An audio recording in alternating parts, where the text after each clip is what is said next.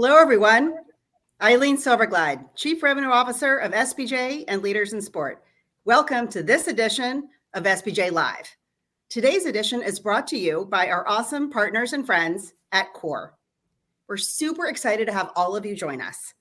Today, we're going to go deep on the data and help you find new opportunities for NIL sponsorships. We take our mission here at SBJ very seriously to help the industry grow and to move forward. So we want to make sure that today you're learning. And our goal is for a ton of audience participation. So please do post your questions, engage with the content. We have a lot of terrific data to share with you today, and a team of esteemed panelists here, my guests, who I'm going to introduce in just a moment, who are going to give their perspectives on the data. Before we dive in, a couple of housekeeping notes. Please do post your questions, as I just mentioned, and you'll see that right there in the chat and question box. If you want to go ahead and weigh in on anything, please use the chat function. As well, we have two polls that are live. So go ahead and test your knowledge against the CORE team, who has provided a couple of very interesting trivia questions, if I could say they're trivia, to see how well you know the NIL and social media landscape. So with that, let me go ahead and introduce our panelists. We've got Bill Carter, founder of Student Athlete Insights, Solly Fulp, EVP of NIL and Growth and Development at Learfield, RJ Krause from CORE, and giving the brand perspective, we got Mark Youngworth from Zips Car Wash. This is a great case study.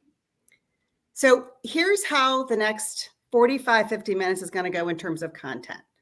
RJ is going to be presenting some data, and then the panelists will be weighing in at different points. And that's, again, where your questions really do come in. Very often at SBJ Live, we have more questions than we have time to answer. So just know that after the fact, we will make sure that the CORE team or SBJ reaches back out to you to get your questions resolved. So before we dive into the content, we here at SBJ always love our quick hitters. So here we go, guys. Everyone fell in love with March Madness. Who was the student athlete that you followed, that you were really captivated by? And are you still following that individual on social? I'm going to start with Bill. Who was the one for you during March Madness? All right. I'm just going to say Caitlin Clark, even if it's not true, just so nobody else can say Caitlin Clark. I mean, somebody had to. No question. The truth is, and this is really true, I followed Caitlin Clark before the Final Four, and of course I still am. Yeah, awesome. Okay, let's see. Sally, how about you? I know you love all of your student athletes. Yeah, I'm going to call out Jordan Hawkins at UConn. Dunkin' Donuts had lightning in the bottle when they extended their NIL campaign with March Madness, and Jordan was a key student athlete in that campaign and had some awesome posts. So I'm going to say Jordan Hawkins. Love it. Mark, how about you? Yeah, well, Bill already took my Caitlin Clark. So yeah. And then I know, I would say Danny Hurley, but he's a coach. He's no longer a student athlete. And so I would go Jonas Idu, who's a starting center for Tennessee. And he was one of our focused student athletes for our Car Wash Combo series. So I was rooting him on. Fantastic. And then RJ, last word. Right on. I got to go with Jalen Wilson from Kansas. Yep. Awesome. And do you still follow Jalen? Of course. Yeah. Love it. Okay. Awesome. Well, there are so many student athletes to follow. And just, again, what a terrific series of competitions that was for both the women and the men's basketball teams. So RJ, I'm going to go ahead and kick it over to you first. So we know that sponsorship valuation is one of the holy grails that everyone is chasing in the industry. Can you tell us a little bit about CORE's approach to valuation?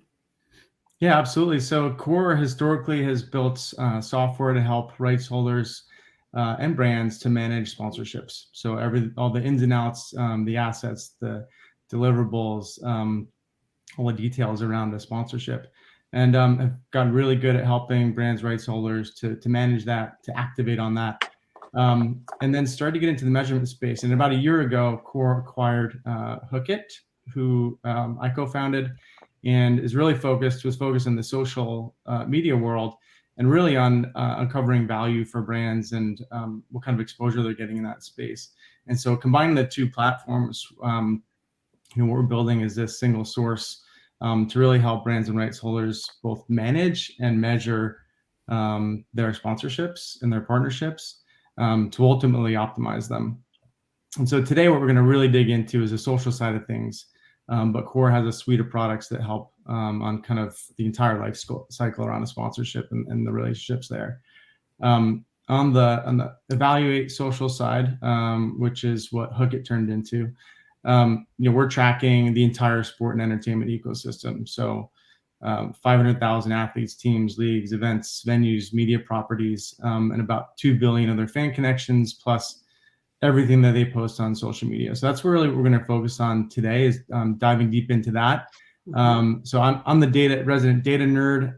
So I'll be going through some of those stats, and then we'll be getting some really interesting takes from the experts in the field, and see how that aligns with what Solly and Bill and Mark are seeing out there in the real world.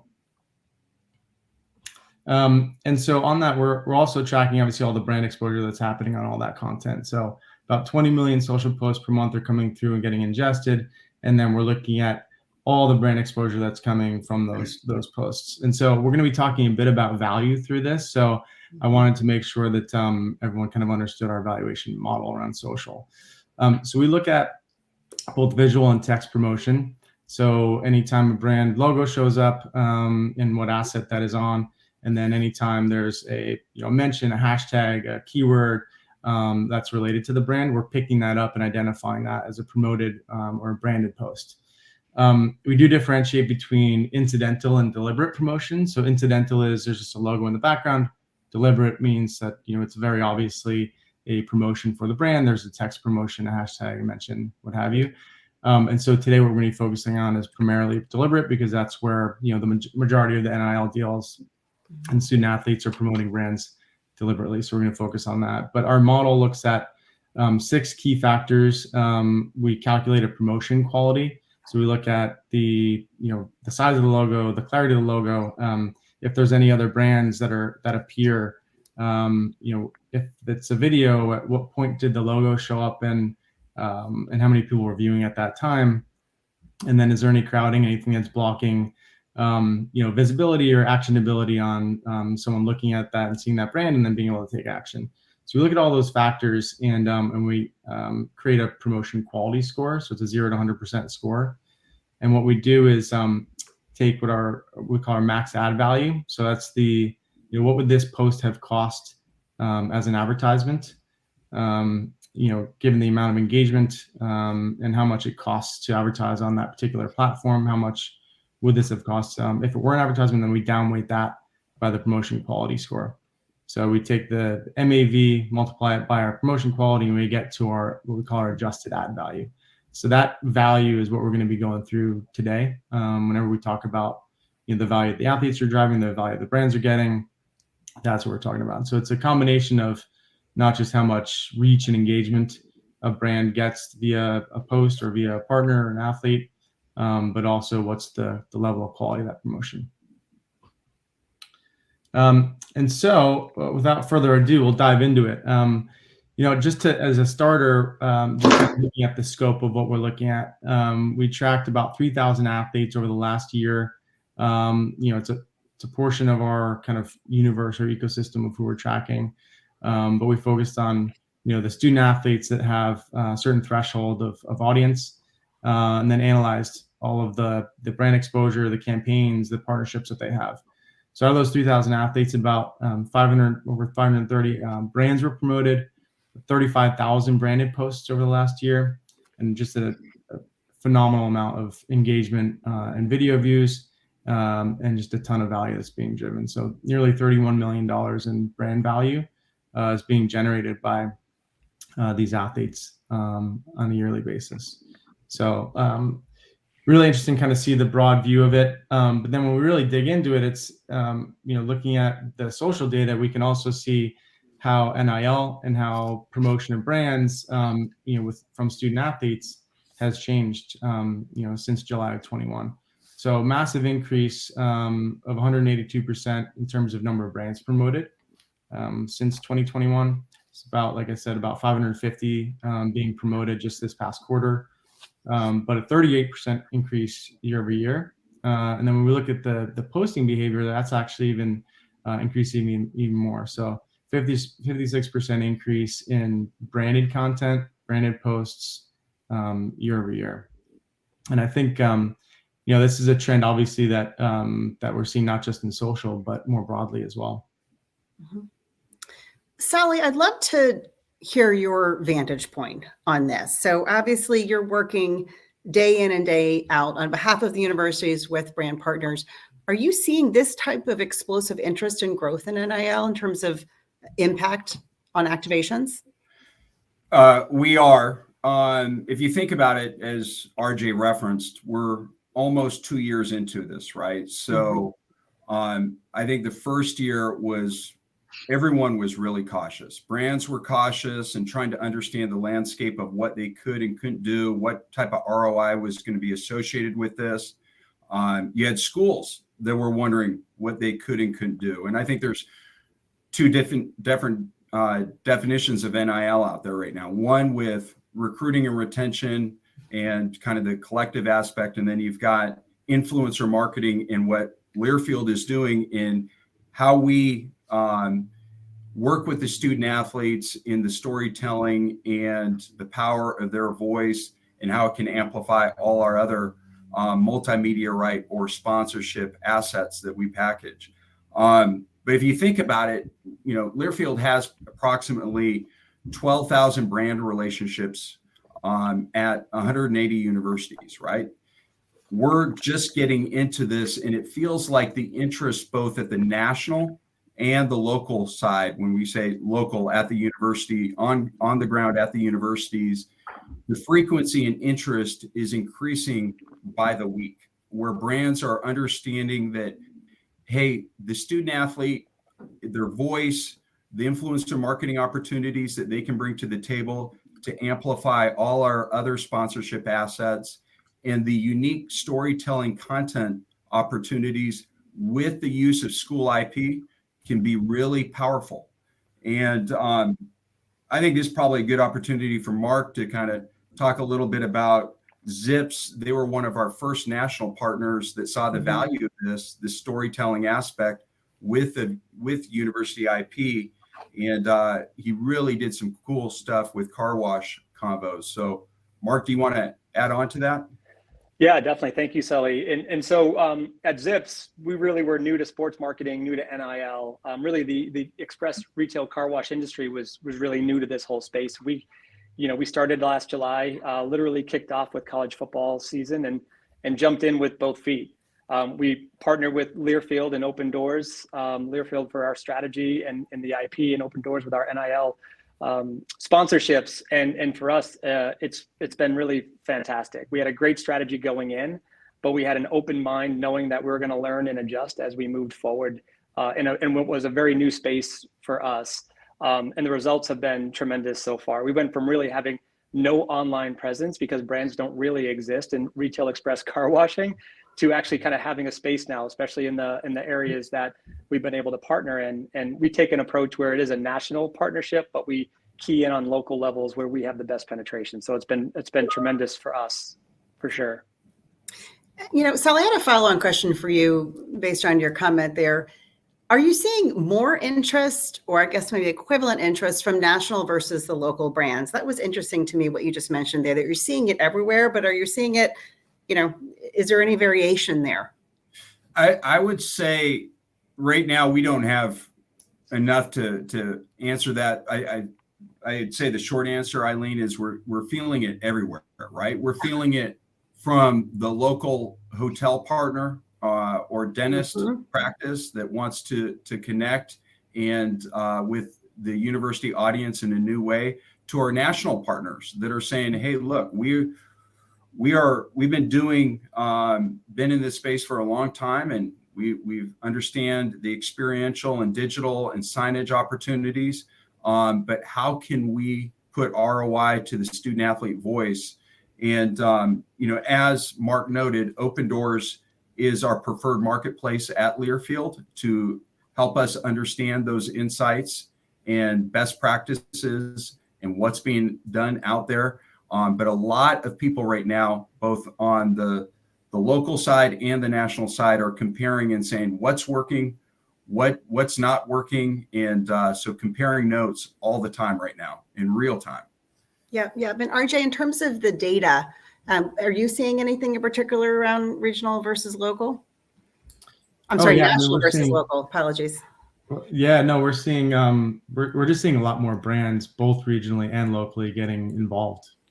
So and more athletes promoting these brands. We have about 100 brand customers, at Core that we're working specifically on the social side with, and there isn't a single one that isn't asking about it if they're not already involved. Yep. And Mark, I'm curious, just to go back in time here, when you set out to, clearly launch a totally different campaign of its kind from the history of Zips, was it specifically around social media? Is that where your interest was, or, just kind of give us a little storyline of, what led you down this path of NIL? Yeah, no, it's kind of interesting. So, I joke around and say retail car washing is kind of a dinosaur in the retail space. It's one of the last ones. Maybe fitness was a decade ago, but that's where we are now. And so it's still pretty much dominated by traditional advertising. And so what we wanted to do was big push for us was to create a brand. And so trying to break through the space, get people to notice us. We wanted to be unexpected. And I thought, social and tying in with something that you wouldn't normally associate with a car wash was what we sought out to do.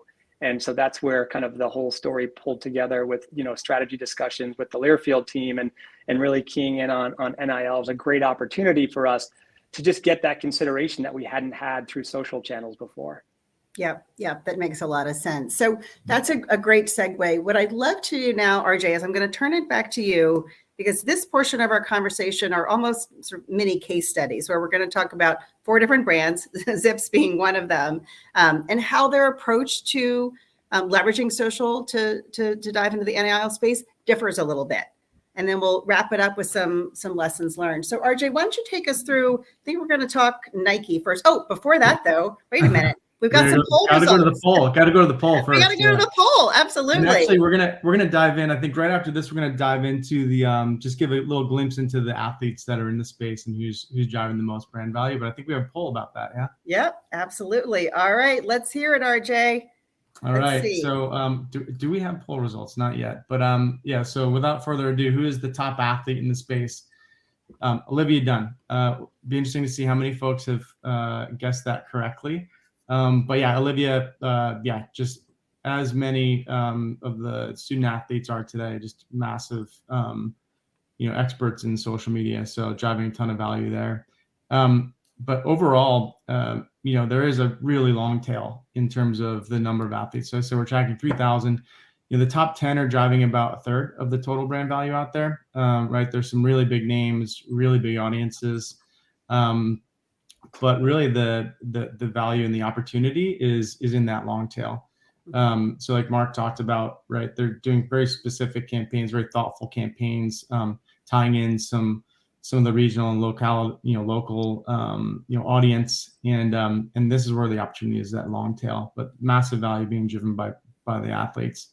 When you look at, where is that coming from a sport perspective? Most folks would probably guess basketball and football, right there, 1 and 2. But gymnastics, there's a couple of star athletes, star social performers out there in gymnastics. As you can see, obviously Olivia Dunn at the top there, driving a lot of that, but good chunk of the value coming from that sport.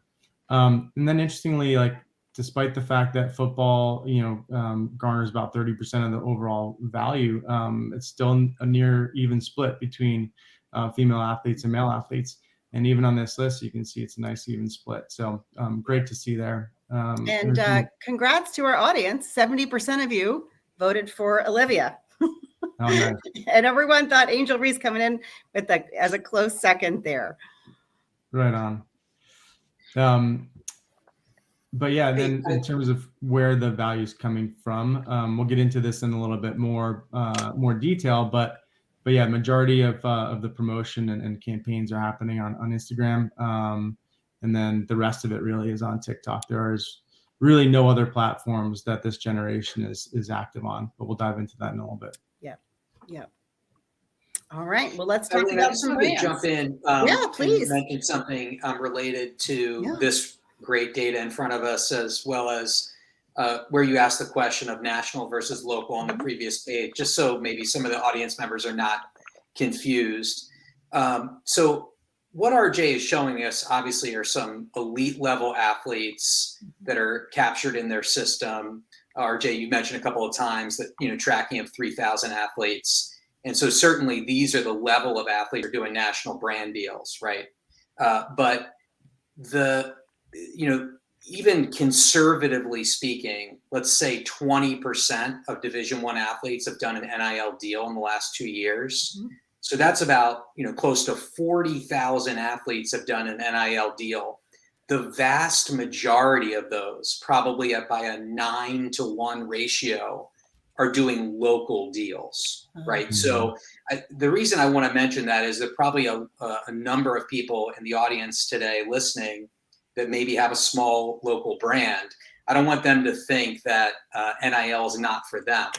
We see a lot of success with local brands, with athletes that don't have 11 million followers, that might have 4,000 followers, but might have 30 or 40% engagement on those followers when they post on behalf of a local brand. Yeah, that's excellent. So what I'm hearing you say is that it's very accessible for all brands. 100%. Yeah, and Eileen, if I could just real quick, just give the brand perspective on that. And Bill, you're 100% right. And that's kind of the approach that we've taken, right? We have a national relationship, but we tie it in locally. But even as we tie it in locally, what we're doing is we have some student athletes from, we'll call them the primary sports of football, men's and women's basketball, softball, baseball, but we're also getting outside into Olympic sports because we know the impact on a local level can be very meaningful to the consumers we're trying to reach, right? So to your exact point, we've kind of taken a dual approach to that. Yep. Terrific. That's great. All right, RJ, let's talk about some brand case studies here. What can you share with us? Yeah. So first, sorry about that. First, let's look at what brands are getting all that value, right? So we looked at the athletes that are driving the most value, and to Bill's point, obviously, that's the top elite national level athletes that have massive following, huge long tail, and huge opportunity for local activation. But this similar view is just looking at which brands are getting that value. So if we had a poll, I would guess that most folks would guess that Nike is at the top of the list. But interesting that just to look at the top 10, right? And Rory, a competitor to Nike, kind of new to the space. But the interesting thing is when we're going to get into after this is each one of these brands has a very different and specific strategy. And whether you're a national brand or whether you're a local brand, your strategy is everything. I'm looking forward to Mark talking a little bit about their campaign and how they went about it. But we'll dive into the top three here. We have a takeaway for folks to have a look into each of these top 10. But as we get into it, we'll dive into Nike as an example, right? When you look at the content that's being generated by their student athlete partners, right? It's very sports centric, right? It's in tune with the Nike brand. They're driving majority of the engagement and viewership on Instagram. It's very video heavy, but it's all about athletes doing their thing, and kind of a bit of the behind the scenes view into their life as an athlete. You juxtapose that to Vori, right, which is very image centric, right? Very, very different campaign, as you can see just immediately from the visuals, right? Not video specific, but more image based. So a ton of engagement, not as much video views, but a very, very different strategy. So fewer athletes, really just Olivia Dunn is the primary, right? She's the one that's driving the majority of that exposure and value, but they took a very different approach. And then you look at Duncan, which is a very product centric, strategy. And there's a lot of humor involved, right? it leverages the athlete's personality and does it in a really fun way that ties in the product. And so again, predominantly focused on Instagram, but they have, a good handful of athletes and just massive video viewership. 31 million views so far in the last year on their branded campaigns. But I know that they employ not just a strategy around working with the top and the best, but also localizing that a bit more. And I know that they're one of the Learfield partners. So Saul, you want to go into a little more detail on kind of the thought behind that? Yeah. So they Duncan first started in NIL, in influencer marketing, without and engaged a number of student athletes without university IP and marks, and it didn't produce the results that they were looking for, and so they engaged with us in 24 schools. So there were 23 student athletes and the Northwestern hockey team for that 24 school. So I think it was approximately 50 student athletes that were involved in a fall campaign. And it was pretty simple, right? It was a student athlete, to your point, talking about a day in the life and their experiences, and obviously incorporating Duncan into their organic posts on their social media channels, right? So super effective, 23 million impressions, almost 800,000 engagements, 13 million video views for that fall campaign. And it was so successful, they extended with a March Madness campaign with 8 student athletes during the March Madness run. As I referenced, Jordan Hawkins at UConn was one of them. And the storytelling and the unique content that was unlocked and the power of the student athlete voice with the university IP was super successful for Duncan. They could not be happier. And so I think that that's important to note, that the student athlete's voice is very powerful. The unique content that they can bring to the table is very interesting and awesome. But you have to bring it with the university marks as well, right? So that recognition, whether they're in the uniform or wearing the gear, amplifies their value.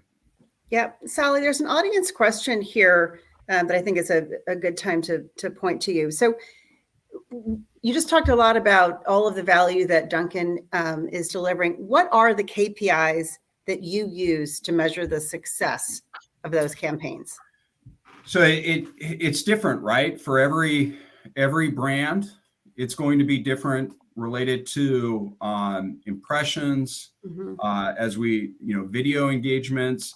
It could be as simple as a brand wanting to make sure that they have a stronger connection with the university community with, aligned values that a student athlete or a team may have with their company. It's interesting, right? Travion Henderson, running back at Ohio State, did a really cool campaign with Chipotle, where he talked about how he grew up, his values with his family, how he prepares for a pregame routine, and how that, obviously Chipotle was involved in that, but how Chipotle's values as a company aligns with Travion Henderson's values. And when you match that up, it's companies will get really skilled in the coming years on the ROI associated with it. But I think my point is, in a long-winded answer, Eileen, is the KPIs are going to be very different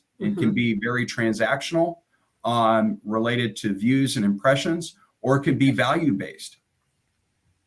Yep. And there's actually another question in here. And Mark, I'm going to turn this one over to you. Specifically, do sports brands look only for ROI? So the transactional metrics, as Sally just mentioned there, or were you looking also for social impact? Can you give us a little bit of a window into the KPIs that you use? I know we're going to go right into some Zips data here in a moment, but can you give us a sense as to the metrics that were important to you and whether or not they included that social impact? Yeah, so I think for us, it certainly did kind of include a social impact, just to kind of start off with the last portion of the question. Again, for us, it was important to kind of stretch our reach beyond traditional advertising means, right? And I'm talking traditional, like direct mail and billboards. And so by engaging with an audience on social, that we could start the conversation through NIL, and then we can continue the conversation through who we are as a brand and expose our voice, was something really important to us. So that certainly was one of our KPIs. But as you know, as Sully mentioned, you know, we definitely looked at the core elements of engagement and impressions. But as we also, you know, we're trying to create a brand, right? That was one. So the credibility and the connection with both the university, as we are IP rights holders with these, as well as the student athlete connection, was important for us to help build that brand. But it you know, we are trying to drive a business, and so we did have a traffic element associated with it. And so with each car wash combo that we launched, we did have a special offer for customers to use the Armando discount, as an example, with Armando Baycott and at UNC. So we kind of looked at it across the board. But again, it's new for us, right? So we're jumping into this, as I mentioned earlier, and we're really excited about the results so far. And this isn't a one-year move for us. We're looking at commitments for the next couple of years at the very least. So we're going to continue to learn and optimize and adjust as we move forward. Yeah, this is a very important topic of metrics. I know we've got questions pouring in on, so I want to hear both from Bill and RJ. RJ, I'm going to turn to you next, and then Bill, get ready, because I'm coming for you on this topic. Yeah, I was just going to say that, you know, all the brand partners that we work with have different KPIs, right? They have different objectives.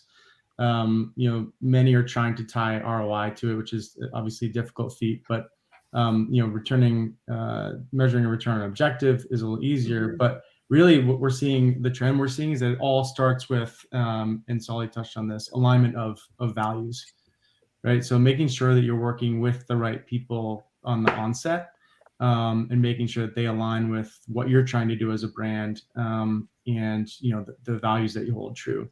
That's the most important thing. And there was a question about long tail. And what we mean there is just basically that it's not just about the athletes that have 11 million followers, right? There's a lot of athletes that have a much more localized audience. They might have 5,000 followers, but those 5,000 are aligned perfectly, and that athlete is aligned perfectly with your brand, right?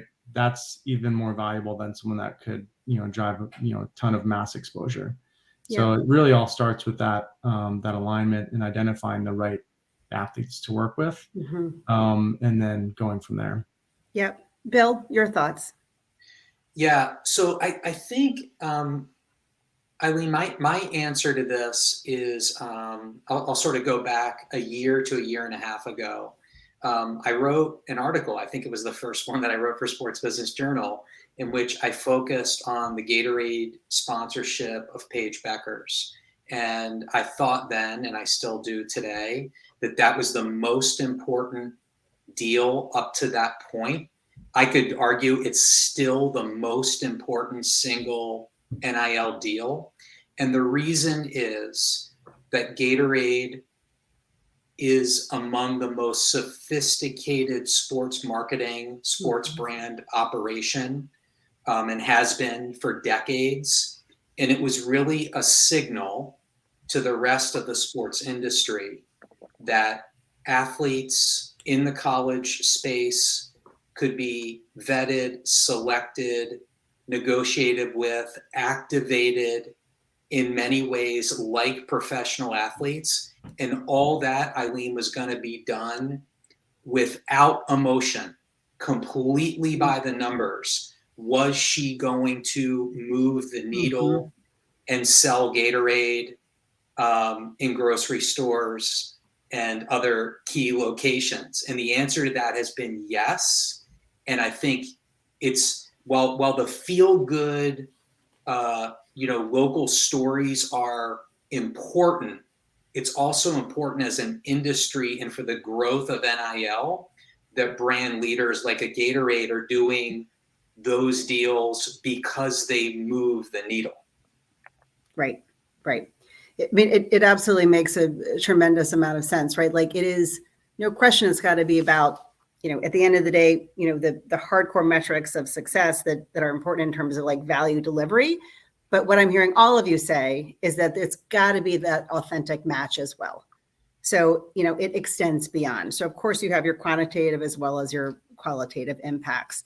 Lots of questions coming in on valuation as well. So before we get to that, and also to what is working well, I'd love to tie up this conversation about Zips. RJ, would you just please walk through some of the results that Mark witnessed through his campaign? And I'll let Mark speak to this. I mean, I think generally, right, like the theme is true that every brand has a very specific strategy and has gone about the content really differently, which is really cool to see. And I love this campaign and this strategy that Zips put together. So would love to. Mark, tell us all about it. Yeah. So, first of all, it's exciting to see Zips up here with names like Nike, Vuori, and Dunkin', right? So that's fantastic for our little brand that we're trying to establish. So, step one is a checkbox, at least there. But yeah, so, again, we approached NIL as one of the channels of our broader sports marketing strategy. As I mentioned before, we're partners with Learfield on a bigger scale. And we brought NIL to 3 universities that were really strong in markets where we had good wash penetration: University of Arkansas, University of Tennessee, and the University of North Carolina in kind of our year one. And we'll look to expand that as we move forward. But what we wanted to do is make the content unexpected. We weren't looking to go out and just have somebody standing in front of a clean car saying, go to a Zips. We wanted to do something different.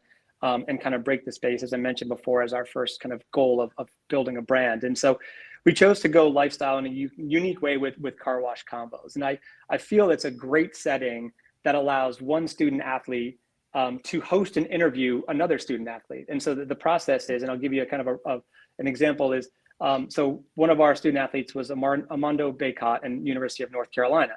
And so he would sit in the passenger side of a vehicle, and we had Caitlin Schmidt, who is our student athlete host, and she's on the Carolina dance team, and she's a journalism degree candidate coming up. I think she's graduating soon. So you have 2 connections, and those 2 student athletes have a lot in common. They go to the same school, they're going through the same things.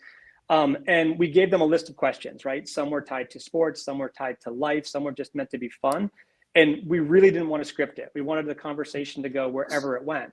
But what's unique is the conversation happened as they were driving through the tunnel of a Zips car wash, right? So playing off of James Corden's Carpool Karaoke, we wanted to find a fun, unique, interesting way to learn more about the student athlete in a way that 99% of us probably wouldn't get to see with some of the back and forth with one of their peers, one of their colleagues at the university.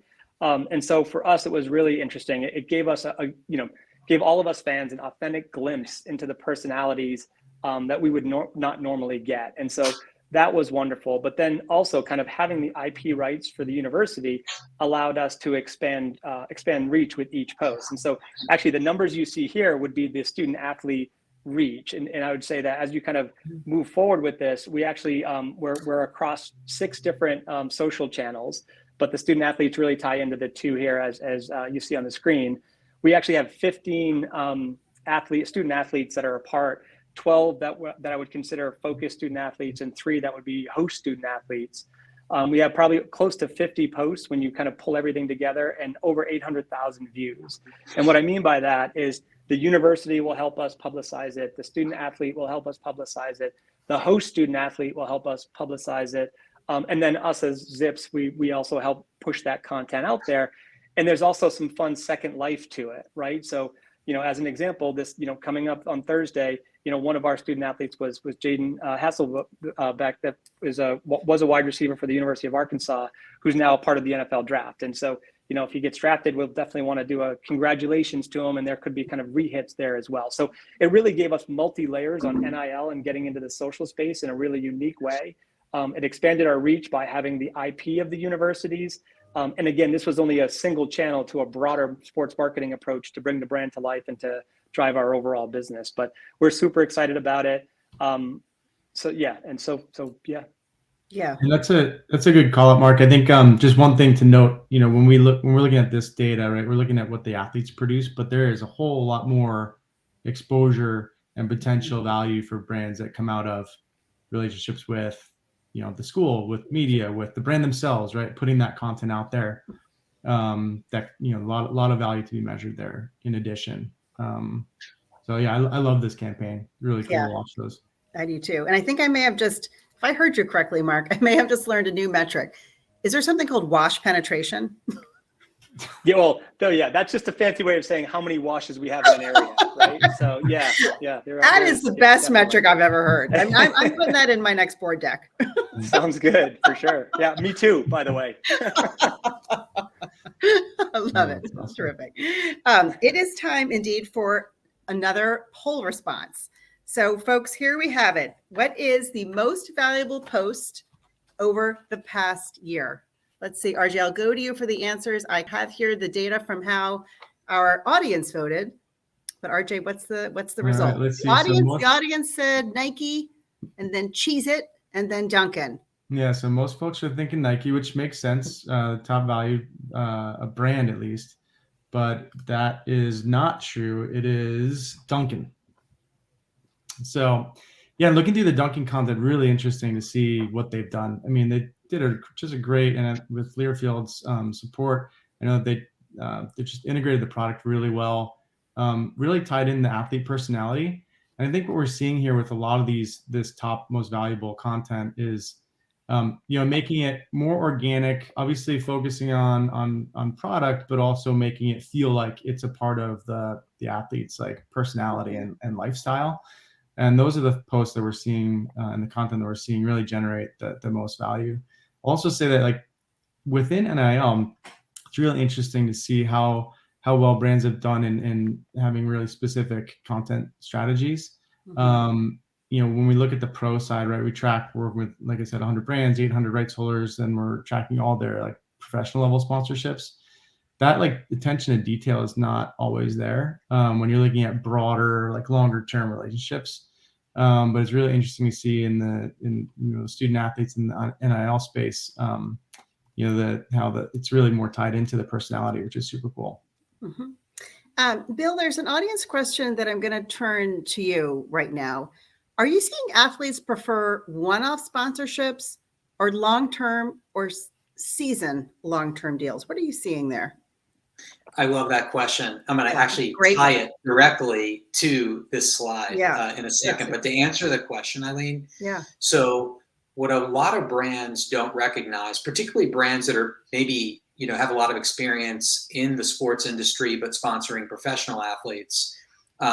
Sure. In professional athletics, professional sports, there's an off season, but it's not exactly the same thing as a college student athlete being in season and out of season. So in season, college student athletes have about 3 hours, of unaccounted for time in a week, right? So in class and a host of their team related activities from practice, training room, travel, mandatory study halls, on and on and on. So that question is really an excellent one, because it's a little bit of it's a balancing act. The college student athlete wants a deal that lasts for an entire academic year, right? However, their availability to do NIL work for a brand plummets during their season, and a brand is going to have to adapt to that. Let me just quickly tie it to this great page that RJ has shared with us. This is great content in part because it feels organic, it feels authentic. But I can tell you with some certainty that the brands involved here really provided some excellent art direction, some direction on copy, but they allowed the student athletes to put this content in their own voice. And that's a really critical learning for all brands. There's no point in partnering with an army of student athletes and then dictating to them exactly the content that they post with exact copy, because it's going to be obvious to many, many consumers who may sort of search something with a hashtag, and then all of a sudden they see the exact same post by 30 athletes that are all sponsored by that brand, which is a completely, step in the wrong direction. So these are great case studies in front of you about how to do it, and then realize as a brand, you're going to have to back off a little bit during the season. And then you can maybe ramp up a little bit more social content in the off season for that athlete. Yeah, it is. It's a great question. Certainly something I admit that I hadn't completely considered and thought through that athlete schedule. And it really goes to your point, though, that Bill, that smart brands are helping their student athletes get the message out by doing a lot of the work. Right? Eileen, so they're leaving the thing that's authentic for them to do, and then they're helping. Yeah.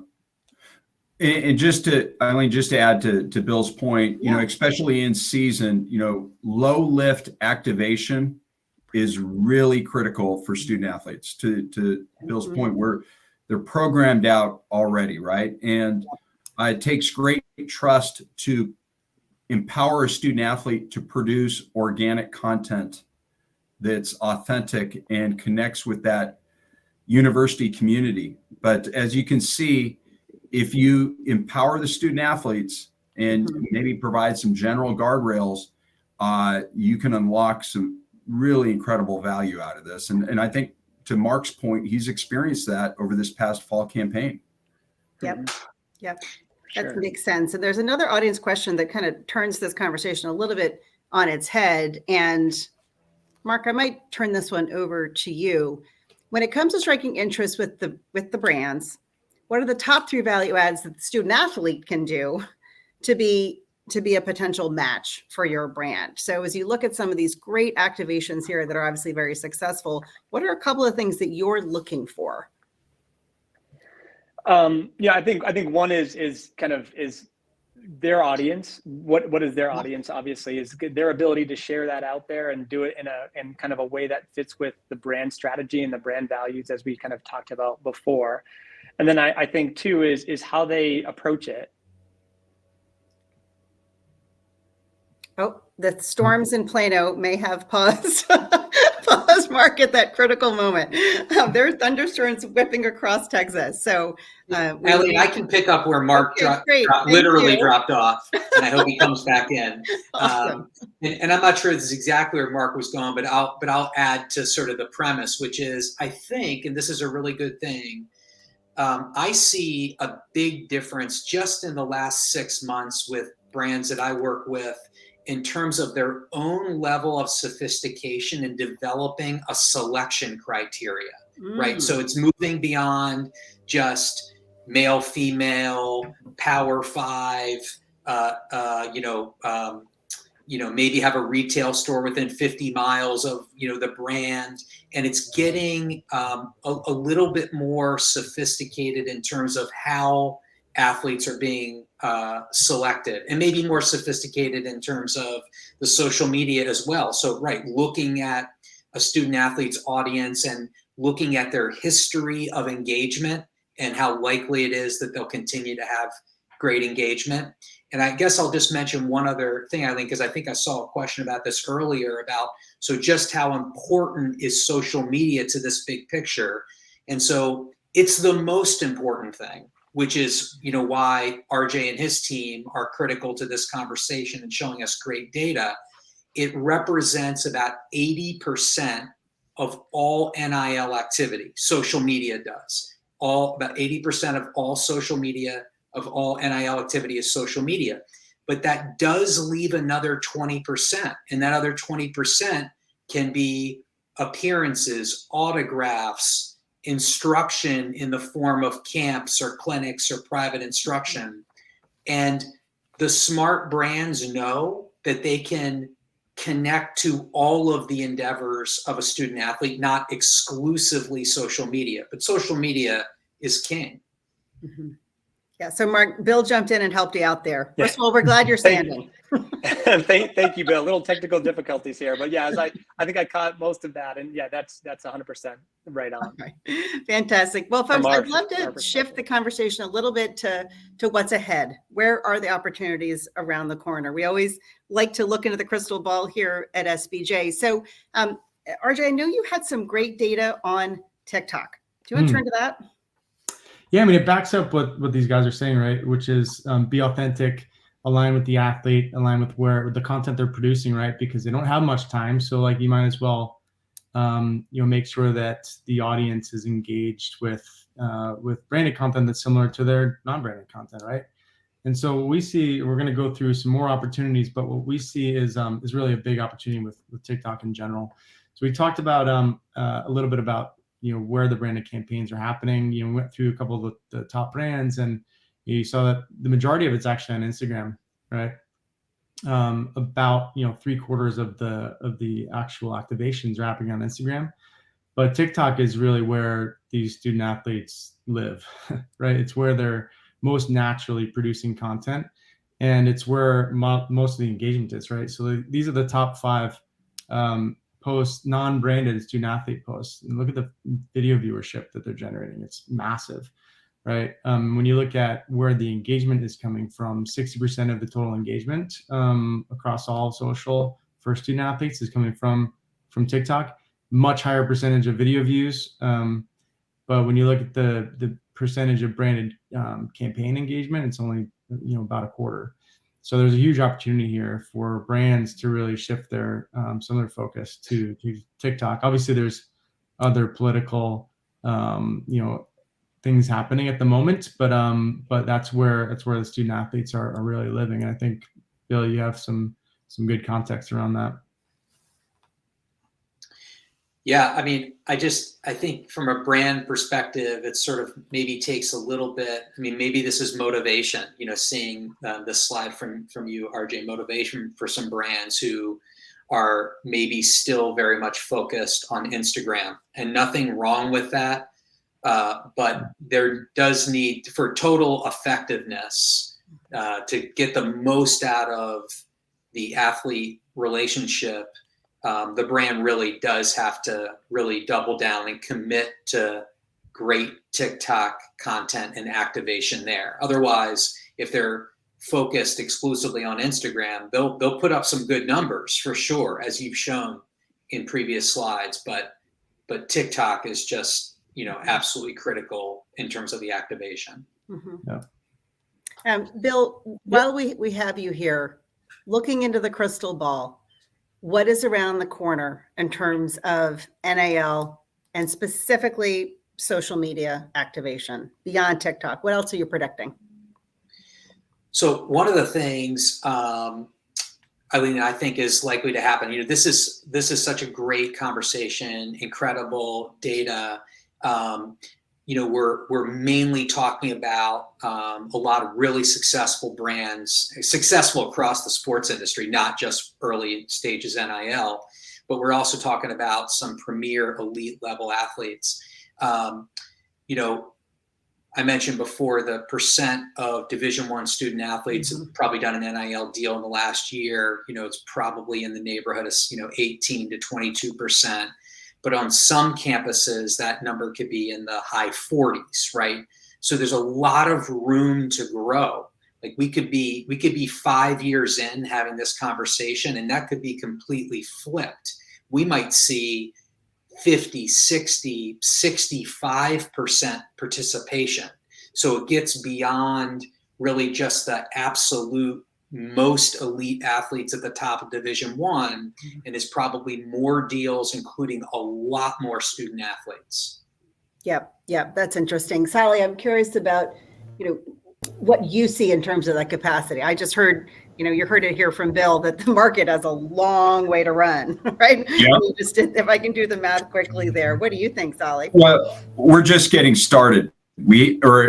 Some would say we haven't even gotten started, right? And there's two perspectives I want to share. From the school's perspective, they touted, the narrative was, come to my university, our university, and receive a meaningful degree, win championships, and have massive character development in realizing your best person, right?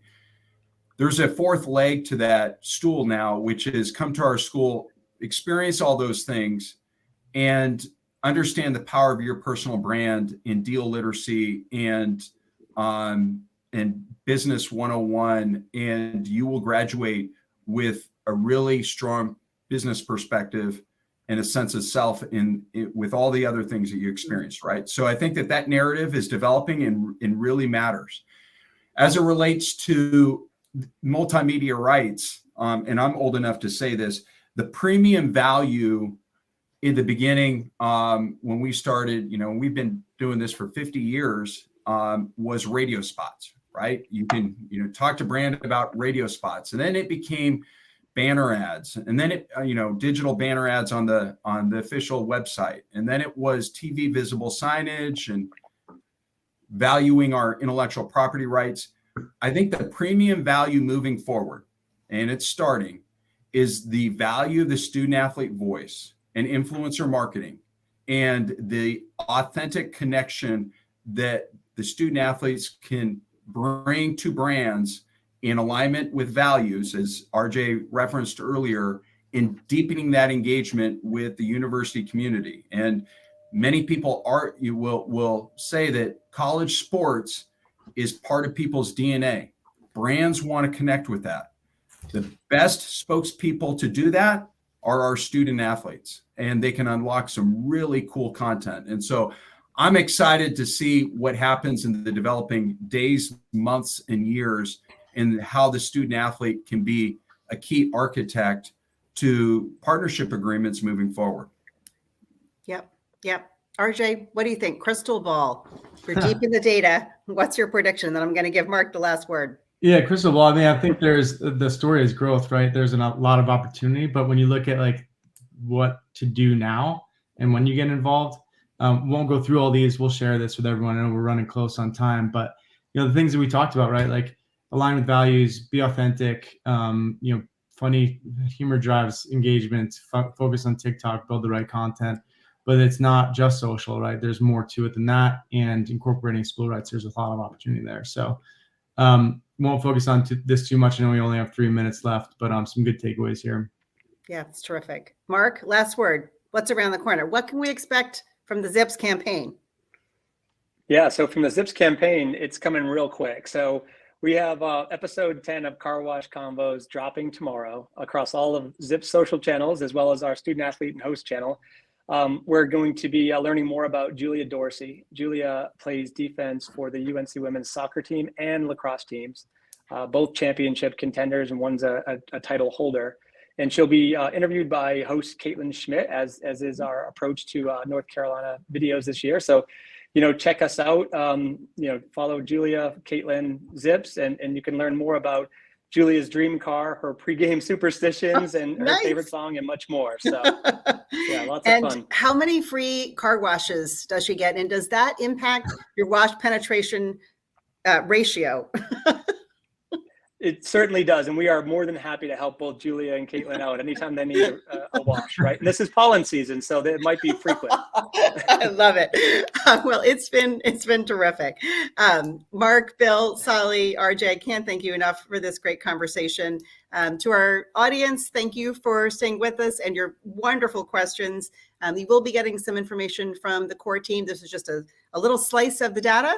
And thank you so much for joining this edition of SBJ Live. Thanks all. Thank you, Eileen. Thank you.